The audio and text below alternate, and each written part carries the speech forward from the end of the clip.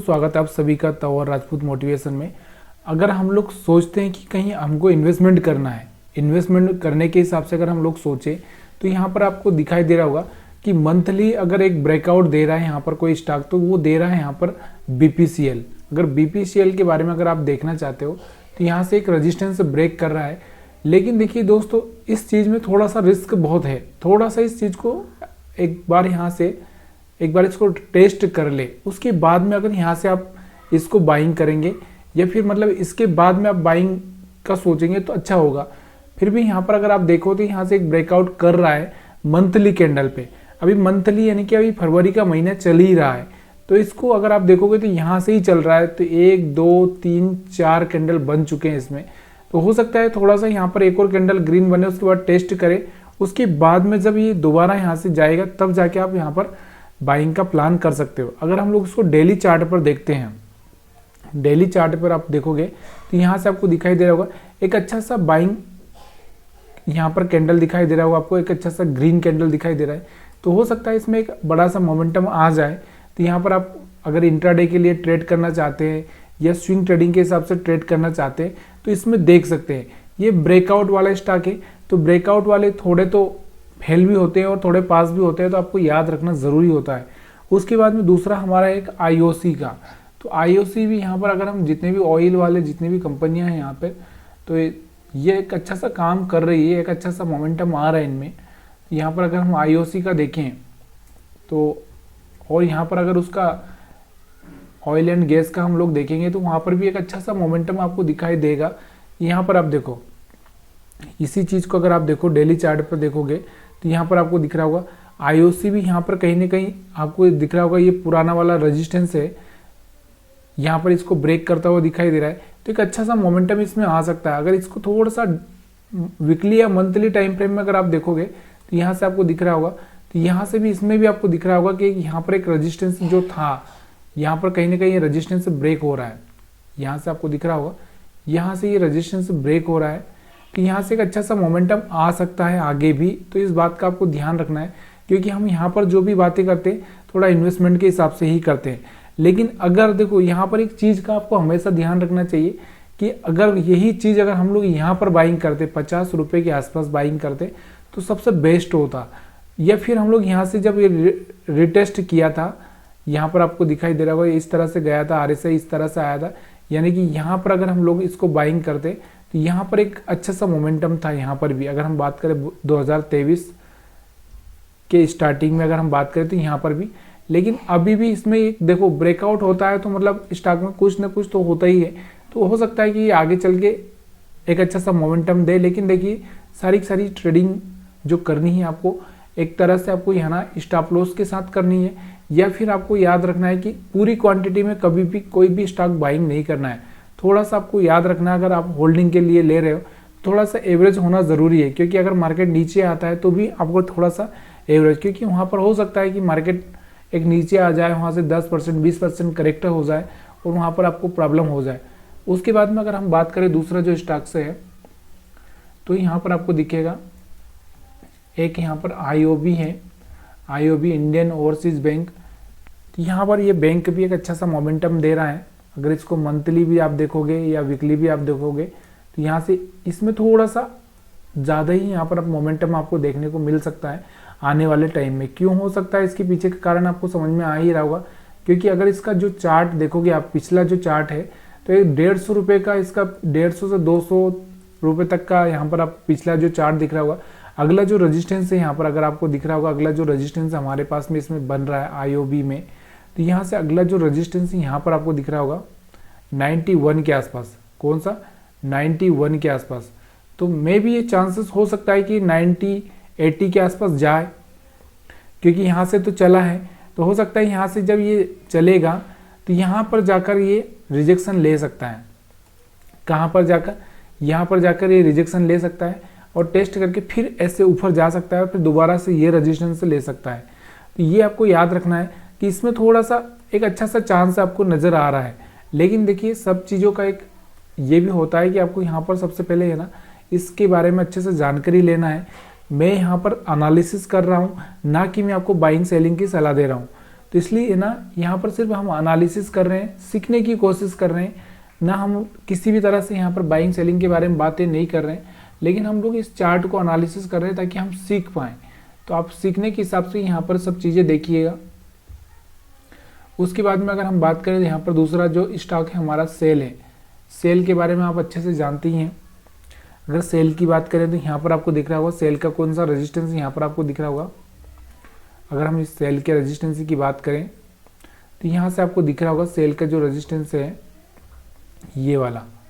यहाँ से आप देखो कि यहाँ पर इसके पास में एक हाई जो लगा है वो 150 के आसपास का हाई है यहाँ पर। तो इसको मैं बड़ा कर देता हूँ ताकि आपको समझ में आए।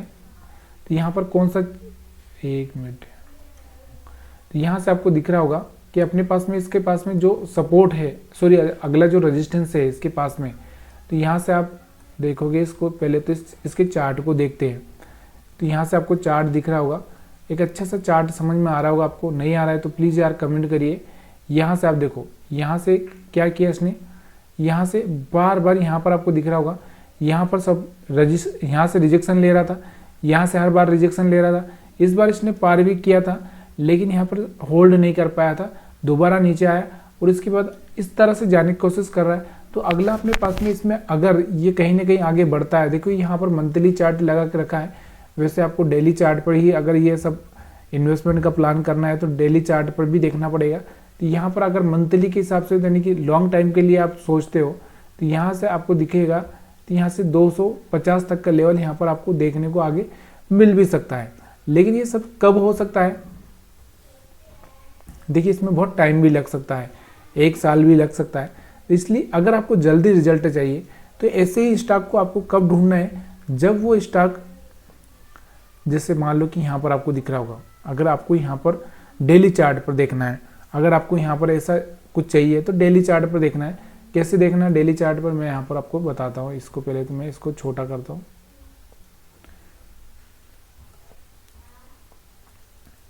तो हम इसको छोटा कर लेते हैं। और यहाँ पर अगर मैं डेली चार्ट पर इसको दिखाऊं तो अपने पास में एक यहाँ पर ये रेजिस्टेंस ब्रेक किया था, या फिर अगर हम बात करें तो यहाँ पर एक रेजिस्टेंस ब्रेक किया था, तो यहाँ से ये रेजिस्टेंस फेल हो चुका था, ये वाला ब्रेक किया, तो यहाँ से आपको दिख रहा होगा 100 रुपये से 128 जा चुका है। या फिर इससे पहले अगर हम बात करें तो यहाँ पर आपको दिखाई दे रहा होगा यहाँ पर, तो यहाँ पर इस तरह से आप ट्रेडिंग प्लान कर सकते हैं। यहाँ पर आपको यही दिख रहा है अपने पास में पहला चांस हो तो 140 से 150 के आसपास, उसके बाद में ये आगे भी जा सकता है।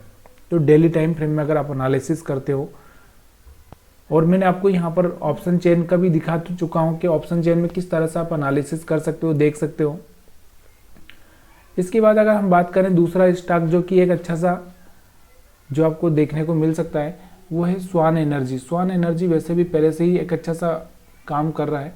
तो यहाँ पर स्वान एनर्जी को अगर हम देखें, अगर कोई ओवरबॉट जोन में, ज़्यादा ही ओवरबॉट नहीं हुआ है, देखिए स्टॉक में कोई ओवरबॉट जोन नहीं होता है क्योंकि निफ्टी 50 में ये बैंक निफ्टी में चल सकता है, लेकिन स्टॉक में क्या है, स्टॉक वन वे ही होता है। यहाँ से आप देखोगे तो ये तो एक अच्छा सा मोमेंटम दिखाते ही जा रहा है, आपको दिखाई दे रहा होगा कि कहाँ से ये चला था। ये 200-300 रुपये से जाके 600-700 के आसपास जा चुका है। इसके पास भी एक यहाँ पर आपको दिख रहा होगा, यहाँ पर इसने भी एक रेजिस्टेंस फेस किया था। इस रेजिस्टेंस का अगर आपने ध्यान रखा होता तो शायद यहाँ से आपको एक अच्छा सा मोमेंटम यहाँ पर आपको देखने को मिला होता यहाँ पर। तो यहाँ पर आपको दिख रहा होगा कि पहली बार में इसने जब ब्रेक किया था, यहाँ से देखो, तो यहाँ से ब्रेक किया तो रिजेक्शन हो चुका था। फिर इसके बाद इसने जे कर्व बना दिया, यहाँ पर आपको दिख रहा होगा। तो यहाँ पर जे कर्व इसको हम बोलते हैं, यानी कि जे वाला ग्राफ बनाया इसने, चार्ट बनाया। तो यहाँ से अभी इसमें तो इन्वेस्टमेंट करने के लिए हमको थोड़ा सा प्रॉब्लम हो सकती है, तो इसको हम छोड़ेंगे, इसमें कोई मतलब नहीं है, क्योंकि हो सकता है ये कंपनी आगे और अच्छा करे। लेकिन फिर भी क्या है, जब मार्केट में ज़्यादा ही ओवरबॉट हो जाता है तो हम लोग उस चीज़ को करना ही नहीं चाहिए। इसके बाद हम बात करते हैं पीएनबी की। अगर हम बात करें तो पीएनबी पंजाब नेशनल बैंक को अगर हम देखना चाहें तो इसको भी अगर हम देखें, यहाँ पर आपको दिख रहा होगा डेली चार्ट पर, ये भी बहुत कुछ आगे निकल चुका है। यानी कि जितने भी गवर्नमेंट के स्टॉक से है, रेलवे हो, ये तो डिफेंस जो भी है, मतलब बहुत ज़्यादा ही तेज़ गति से चल रहे हैं। तो इन चीज़ों से अभी आपको थोड़ा सा दूर रहना चाहिए। और ऐसा स्टॉक्स जो अगर आपको नज़र में कोई है तो आप मेरे को भी कमेंट करके बता सकते हैं, ताकि हमारे जितने भी और भी अगर हम बात करें तो यहाँ पर SBI का आपको पता है कि इसका रिजल्ट इतना अच्छा नहीं आया है, तो SBI की अगर हम बात करें तो यहाँ पर कोई फ़ायदा नहीं है। इसके बाद हम बात करते हैं सुजलान एनर्जी की अगर हम बात करें यहाँ पर,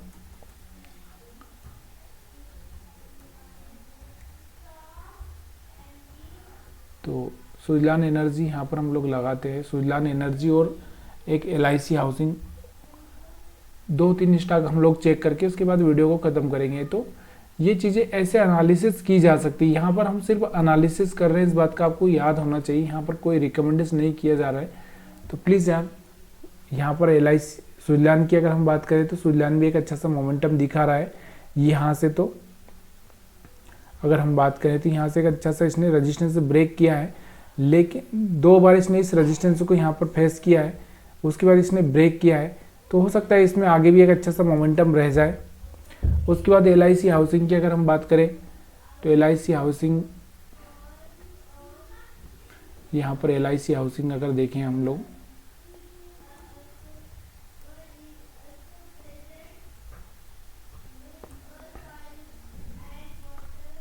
LIC हाउसिंग अगर हम देखें यहाँ पर, तो कहीं ना कहीं LIC हाउसिंग किसी भी स्टॉक को अगर हम बात करें तो यहाँ पर स्टॉक की अगर हम बात करें तो कहीं ना कहीं ये स्टॉक अभी पूरी तरह से यहाँ पर आपको दिख रहा होगा कि हर स्टॉक है ना बहुत हाई लेवल पर जा चुके हैं। तो अब थोड़ा सा इन्वेस्टमेंट करने के लिए बड़ा सा रिस्क है। अगर आप यहाँ पर इंट्राडे के लिए या किसी भी चीज़ के लिए अगर आप करना चाहते हैं, थोड़ा सा रिस्क आपके लिए बनता है। तो इसलिए इस रिस्क को थोड़ा सा मैनेज करिए, थोड़ा सा मार्केट को नीचे आने दीजिए, तभी जाके पॉसिबल है अगर आपको इन्वेस्टमेंट करना है। तो एक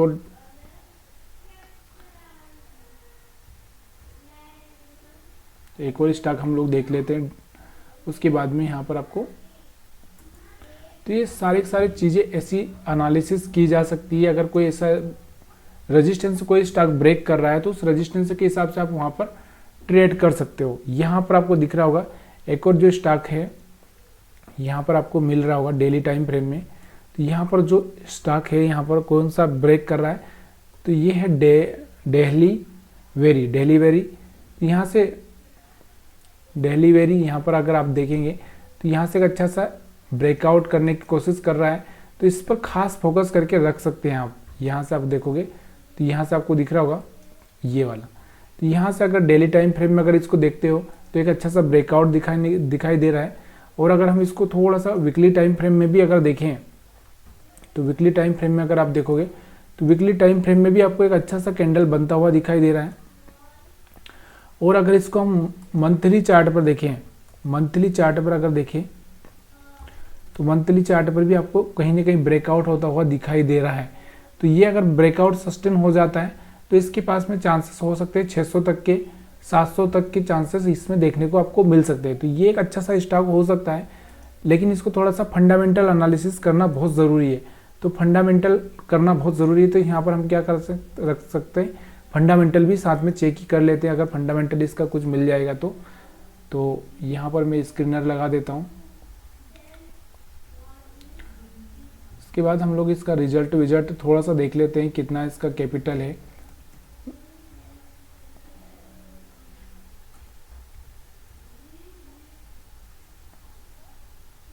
तो यहाँ पर आपको दिखाई दे रहा होगा, यहाँ पर आपका इसका चार्ट आ चुका है। हम इसके प्रॉफिट पर चलते हैं, प्रॉफिट लॉस पर देखते हैं इसका क्या है। तो यहाँ पर अगर हम बात करें इसकी सेल्स, 2019 से ये कंपनी चल रही है। यहाँ पर इसमें डेटा 2019 से आ रहा है, 2019 से इसका सेल्स बढ़ा हुआ है, बढ़ता ही जा रहा है। यहाँ पर 22 में डबल हो चुका है और 23 में भी अच्छा सा हुआ। तो मतलब कहीं ना कहीं इसमें एक अच्छा सा ग्रोथ दिखाई दे रहा है। यहाँ पर तो आपको दिखाई दे रहा है, लेकिन अगर हम प्रॉफिट की बात करें तो यहाँ पर 2019 में इसको लॉस हुआ, 2020 में भी लॉस हुआ, 2021 में भी लॉस हुआ, 2022 में भी लॉस हुआ और 2023 में भी लॉस हुआ। तो यहाँ पर अब इस कंपनी में सबसे बड़ी बात यह है कि अब थोड़ा सा लॉस कम होता हुआ दिख रहा है, लेकिन इसके बिजनेस में आपको दिखाई दे रहा होगा कहीं ना कहीं इसको लॉस ही हो रहा है। नेट प्रॉफिट की बजाय यहाँ पर क्या हो रहा है, लॉस हो रहा है। यहाँ पर आप देखोगे तो यहाँ पर थोड़ा सा कम दिखाई दे रहा है, लेकिन यहाँ पर आपको दिखाई दे रहा होगा तो यहाँ मार्च 2023 तक अगर हम देखें तो यहाँ पर आपको लॉस दिखाई दे रहा है। तो इसको हम क्या करते हैं, थोड़ा सा हम लोग इसको देखते हैं क्वार्टरली अगर हम इसको देखें तो क्वार्टरली इसका रिजल्ट देखते हैं। तो क्वार्टरली अगर हम देखें इसका रिजल्ट तो दिसंबर 2023 तक अगर आप देखोगे तो इसका कहीं ना कहीं प्रॉफिट आपको दिखाई दे रहा होगा। तो यहाँ से आपको दिख रहा होगा सेल्स से तो अच्छी, इसकी कोई प्रॉब्लम नहीं है, सेल्स से तो स्टेबल है आराम से, लेकिन प्रॉफिट से कंपनी अभी लॉस से कंपनी अगर देखेंगे तो यहाँ से लॉस में ही चल रही थी। अभी जाके यहाँ पर जब दिसंबर का इसने अपना प्रॉफिट पोस्ट किया तो कहीं ना कहीं ये पॉजिटिव मोमेंटम में दिखाई दे रही है। तो यहाँ से एक अच्छा सा बन सकता है इसमें चांस। तो ये स्टॉक को आप थोड़ा सा नज़र बना के रख सकते हैं, क्योंकि दिसंबर का जो 2023 का यहाँ पर रिजल्ट पोस्ट किया इन लोगों ने, अभी मार्च का तो आया नहीं, लेकिन जो दिसंबर का आया उसमें एक अच्छा सा प्रॉफिट यानी कि करीब इन्हें 53 करोड़ का कुछ प्रॉफिट दिखाया है। तो यहाँ से आपको इस पर फोकस करना चाहिए। यहाँ पर आप देख सकते हो, अगर आपको दिखाई दे रहा है तो ये वाला एरिया आपको दिखाई दे रहा होगा, तो यहाँ से आपको दिख रहा होगा तो कहीं ना कहीं लॉस में ही चल रही थी कंपनी अभी तक। जब से कंपनी चालू हुई है तब से ही, मतलब जब से यहाँ पर इसका रिजल्ट दिखने लगा तब से यहाँ पर लॉस में ही चल रही थी, और यहाँ पर जाके पहली बार इसमें एक प्रॉफिट हुआ है। तो यहाँ से आपको पॉजिटिव मोमेंटम में स्टॉक दिखाई दे रहा है। तो यहाँ से इस पॉजिटिव मोमेंटम का आप बेनिफिट उठा सकते हैं अगर आप उठाना चाहें। तो यहाँ पर चार्ट पर भी आपको वही चीज़ दिखाई दे रही है, यहाँ से आपको दिखाई दे रहा होगा।